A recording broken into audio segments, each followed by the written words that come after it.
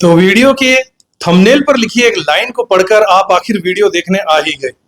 स्वागत करता हूं साथियों आपका एक ऐसे वीडियो में जहां पर मैं आपसे एक प्रश्न करना चाहूंगा कि जो भी आप किसी बड़े प्लैनेट के इवेंट के बारे में यानी कि जो भी ज्योतिषीय घटना ग्रहों को लेकर होने वाली होती है उनसे संबंधित वीडियोस जब आप देखते हैं तो आपसे हम ज्योतिषी ऐसी मीठी मीठी बातें करते हैं जिनमें आपको लगता है कि बस अब आप ही का सुपर हिट टाइम आ चुका है। अब आने वाला समय बस आप ही के लिए धन दौलत शोहरत ऐशो आराम सब कुछ लेकर आने वाला है। क्या ऐसा है? ऐसा हमेशा होता भी है या नहीं? चलिए हमेशा छोड़िए, अगर 50% भी ऐसा होता है तो मैं मान लेता हूं कि ये आपके लिए वीडियोस सारे सही हैं। लेकिन अगर मैं आपसे पूछूं कि क्या ऐसा होता है तो आपका जवाब होगा ना, क्योंकि मुझे यह भी पता है कि इस तरीके के वीडियोस से आपको बड़ी उम्मीदें रहती हैं, क्योंकि आप सब बहुत परेशान हैं और हल पाना चाहते हैं। लेकिन आपको बता दूं कि क्या आप गलत रास्ता चुन रहे हैं। अपने जीवन में सफलता और खुशी पाने के लिए यह रास्ता सही नहीं है। और क्या रास्ता सही है आपके लिए, अभी बताता हूं। जब समय बीत जाता है ऐसे वीडियोस को देखने के बाद, तब आप लोगों को लगता है कि ऐसा तो कुछ हुआ ही नहीं जैसा उन लुभावने वीडियोस में आपसे कहा गया था। फिर आप लोग ज्योतिष को कोसते हैं और ज्योतिषियों को भी कोसते हैं। तो मैंने सोचा क्यों ना आज के इस वीडियो की शुरुआत में ही आपसे साफ साफ कह दूं कि इस तरीके के तमाशे आप हमेशा यूं ही देखते रहेंगे। अगर आपके साथ वैसा नहीं हो रहा है जैसा ज्योतिष के इन वीडियोस में आपसे बार बार कहा जाता है, तो इसका मतलब कमी ज्योतिष की नहीं है, कमी ज्योतिषी की भी नहीं है, कमी आपकी जन्म कुंडली में।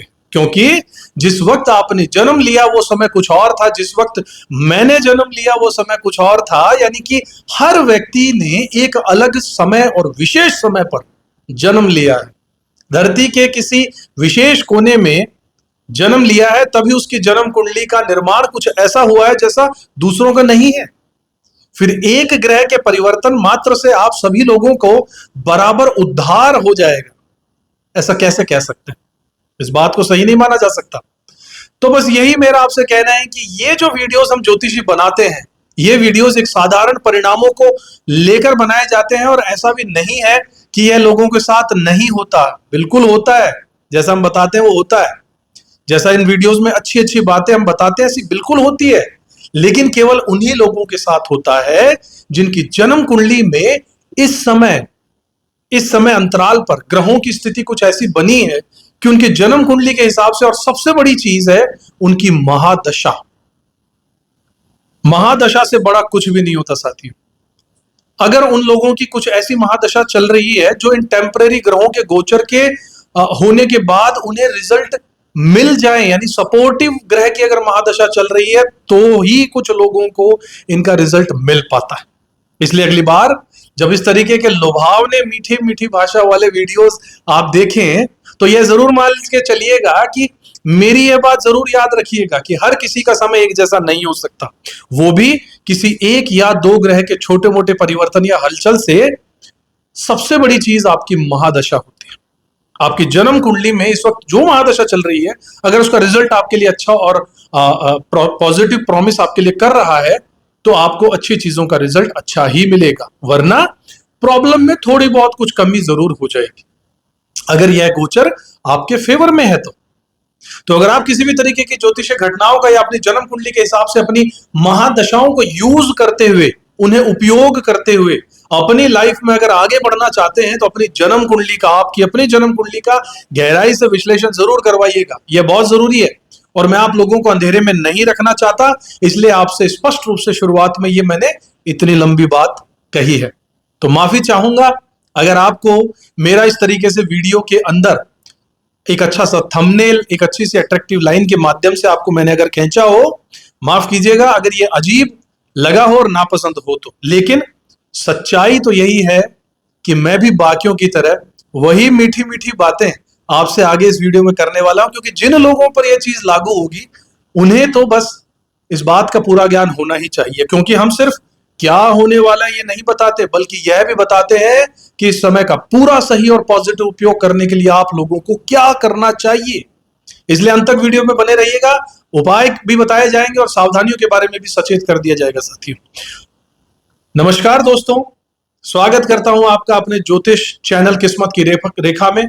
मैं हूं आपका अपना ज्योतिष रत्न भुवनेश। आज आपको लिए लेकर आ गया हूं गुरुदेव का जो गोचर होने वाला है उसके बारे में, नक्षत्र जो परिवर्तन हो रहा है। सबसे पहले अगर आप चैनल पर नए हैं तो सब्सक्राइब जरूर कर लीजिएगा और उस बेल आइकन को भी दबाना मत भूलिएगा, ताकि हमारी ज्योतिष की दुनिया की हर अपडेट सबसे पहले आपको मिलती रहे। अब बात करते हैं अगस्त का महीना, एक बहुत ही खास ज्योतिषीय घटना जो 13 अगस्त को होगी। गुरु यानी जुपिटर का, बृहस्पति का पुनर्वसु नक्षत्र में प्रवेश करना। आप लोग सोच रहे होंगे गुरु ग्रह तो उसी राशि में है, तो यहां क्या बड़ा बदलाव हो जाएगा। दरअसल वो अपनी शक्ति के केंद्र यानी पुनर्वसु नक्षत्र में प्रवेश कर रहे हैं, जो करीब 12 से 13 साल बाद होने वाली घटना है।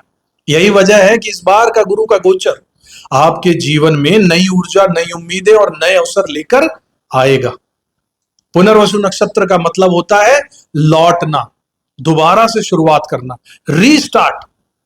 यह नक्षत्र हमें उन पैटर्न्स की याद दिलाता है जो बार बार हमारे जीवन में आते हैं, ताकि हम उन्हें बेहतर तरीके से जी सकें। अब सवाल यह है कि आपके लिए कौन से घर और जीवन के कौन कौन से क्षेत्र पर इसका असर पड़ने वाला। वीडियो में आगे चलकर आप ही के लग्न, राशि, असेंडेंट के हिसाब से प्रेडिक्शन दूंगा। गुरु ग्रह का पुनर्वसु नक्षत्र में गोचर 13 अगस्त 2025 से शुरू होगा और 18 जून 2026 तक चलेगा। यह गोचर वैदिक ज्योतिष में बहुत महत्वपूर्ण माना जाता है, क्योंकि गुरु ग्रह ज्ञान, समृद्धि और आध्यात्मिक विकास का प्रतिनिधित्व करते हैं। पुनर्वसु नक्षत्र के स्वामी भी गुरुदेव खुद है, यानी अपने ही नक्षत्र में आ रहे हैं, इसलिए गुरुदेव का इस नक्षत्र में गोचर विशेष रूप से शुभ प्रभाव लेकर आएगा। इस गोचर का अर्थ है पुनः स्थापना यानी रिहैबिलिटेशन। जो भी पुरानी कठिनाइयों, जंजालों में उलझा हुआ था, उसके लिए यह समय नई शुरुआत और उन्नति का संदेश लेकर आएगी। जीवन में जो कमी या अभाव महसूस हो रहा था वो धीरे धीरे दूर होने लगेगा और खुशहाली का वातावरण जरूर बनेगा।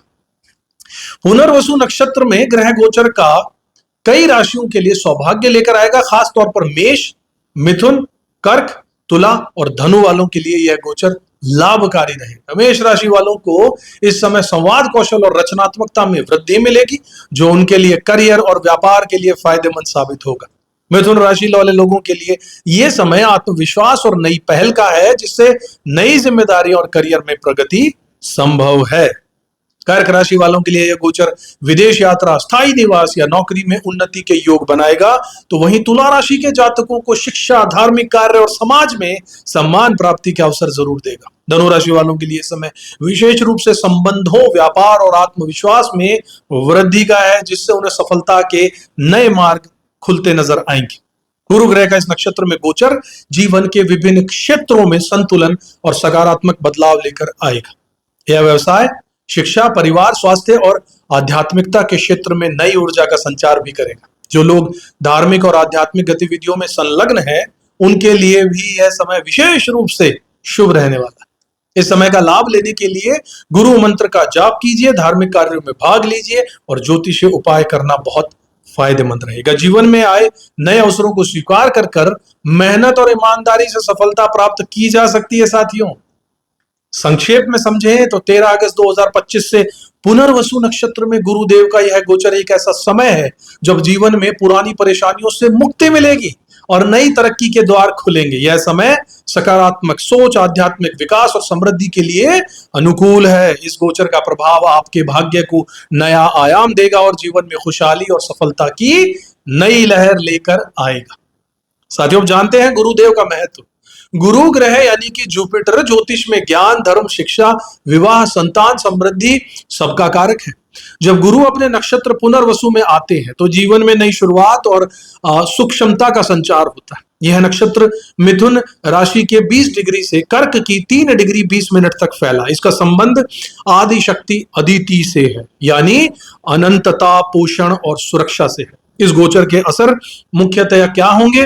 पढ़ाई और करियर में बूस्ट, प्रतियोगी परीक्षाओं में सफलता, विवाह और रिश्तों में नई ऊर्जा, अविवाहितों को अच्छे प्रस्ताव, शादीशुदा लोगों को रिश्तों में सुधार, धन और व्यापार में मजबूती, नए आय स्रोत और आर्थिक उन्नति, यात्रा का योग, विदेश यात्रा, लंबी ट्रिप्स के लिए बढ़िया समय रहेगा। स्वास्थ्य, पुराने रोगों से राहत मिल जाएगी, मानसिक शांति भी मिलेगी। गुरु ग्रह का इस नक्षत्र में गोचर जीवन के विभिन्न क्षेत्रों में संतुलन और सकारात्मक बदलाव लेकर आएगा। यह व्यवसाय, शिक्षा, परिवार, स्वास्थ्य और आध्यात्मिकता के क्षेत्र में नई ऊर्जा का संचार करने का समय होगा। जो लोग धार्मिक और आध्यात्मिक गतिविधियों में संलग्न हैं, उनके लिए यह समय विशेष रूप से शुभ रहेगा।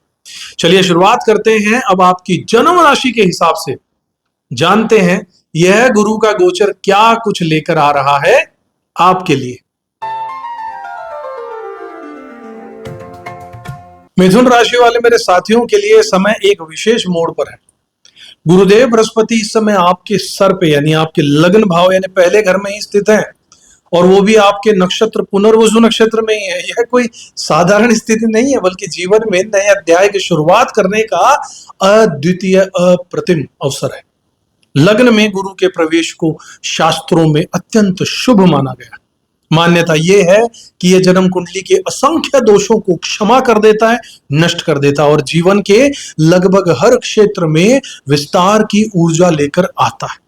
बृहस्पति के स्वरूप में धैर्य, करुणा, ज्ञान और समृद्धि छुपी हुई होती है, और जब वो लग्न को आ जाता है तो अपने त्रिकोण भाव पे भी दृष्टि डालता है। 1, 5 और 9 ये जो ट्रायन एक्टिवेट होता है साथियों, बहुत जबरदस्त है।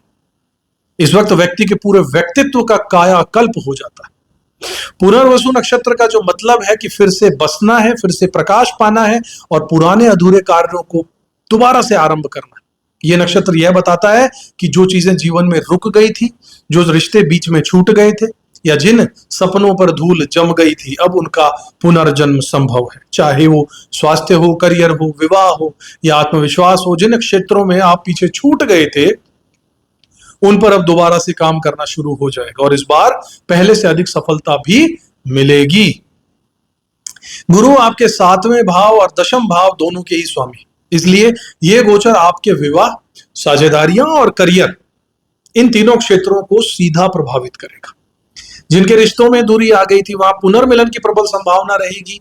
यदि विवाह प्रक्रिया अटक गई थी या लंबे समय से जीवन साथी की तलाश चल रही थी, तो अब योग्य प्रस्ताव मिल सकते हैं।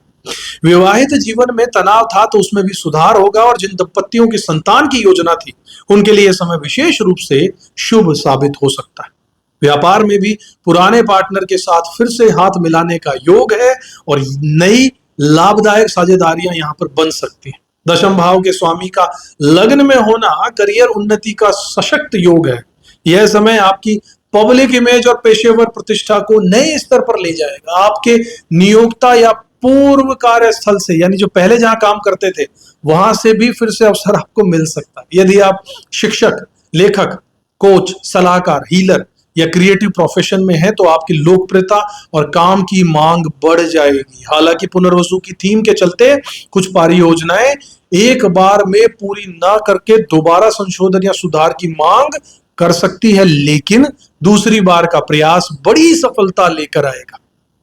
गुरु की दृष्टि आपके 5वें भाव पर पड़ रही है, जिससे शिक्षा, संतान और रचनात्मक कार्यों में प्रगति होगी। विद्यार्थी पुराना खोया अपना फोकस, माइंड स्टेबिलिटी वापस पाएंगे, और आपके कॉम्पिटिटर्स परीक्षाओं में अच्छा प्रदर्शन आपसे बेहतर नहीं कर पाएंगे। आप अपनी कॉम्पिटिटिव एग्जाम्स में अच्छा परफॉर्म कर पाएंगे। संतान से जुड़ी अच्छी खबर इस समय संभव है। प्रेम संबंधों में स्थिरता आएगी और सही साथी मिलने की संभावना बढ़ जाएगी। कला, लेखन, संगीत, अभिनय या अन्य रचनात्मक क्षेत्रों से जुड़े लोग इस समय ऊंचाइयों को छू सकते हैं। बृहस्पति की दृष्टि आपके 9th हाउस पर भी पड़ रही है, जिससे भाग्य आपका मजबूत होगा। लंबे समय से जुड़ी यात्राएं, विशेषकर धार्मिक और तीर्थ यात्राएं अब संभव हो पाएंगी। पिता या गुरुजनों के साथ में आपके संबंध सुधरेंगे। जीवन में आध्यात्मिकता के प्रति झुकाव बढ़ेगा, और किसी ज्ञानी या मार्गदर्शक व्यक्ति से सानिध्य आपको मिल सकता है। जुड़ सकते हैं ऐसे लोगों से। यह समय आत्म विकास और ज्ञान अर्जन के लिए बहुत ही अमूल्य है, नायाब है।